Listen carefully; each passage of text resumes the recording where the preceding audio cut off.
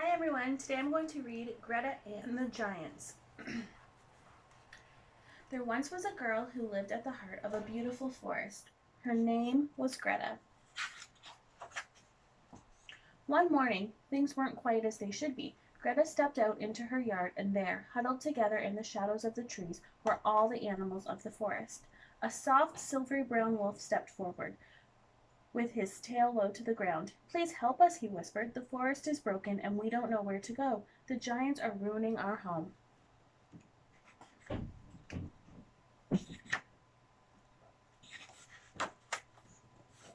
The giants had always been there, for as long as Greta could remember, but now they were worse than ever. They were huge, lumbering oafs, and they were always busy. They chopped down the trees to build homes, then they chopped down more trees to build bigger homes. The houses grew into towns, and the towns grew into cities. They built factories and shops and cars and planes. They worked all day and all night, until eventually there was hardly any forest left.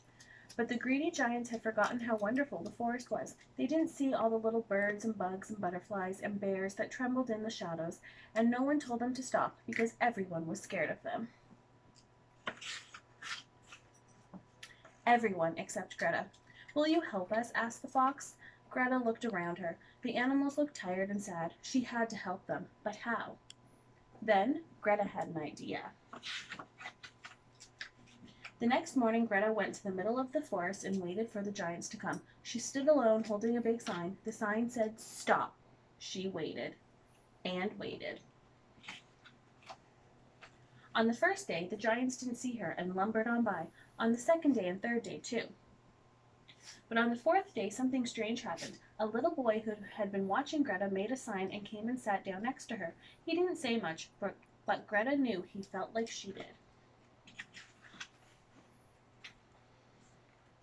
Soon, more people and animals saw what they were doing and joined in, too.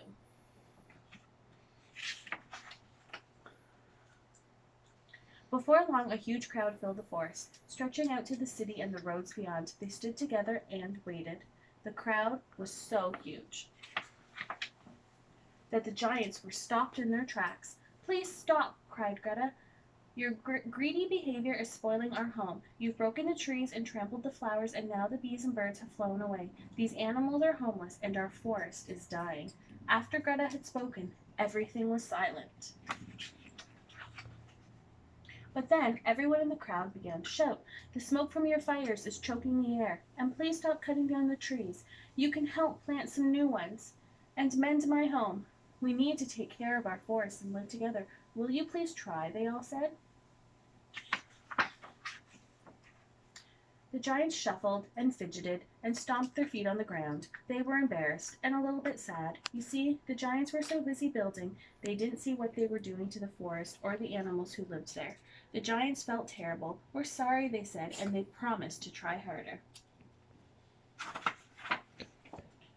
So from that day on, the greedy giants weren't so greedy. They slowed down and learned to sit quietly. They stopped working all the time and instead took up new hobbies. They stopped chopping down trees and learned all about gardening and living in the forest. They cooked, repaired, tidied, and shared, and before long,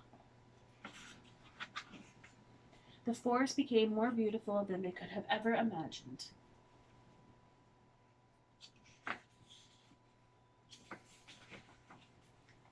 The end. Thanks for listening. Bye.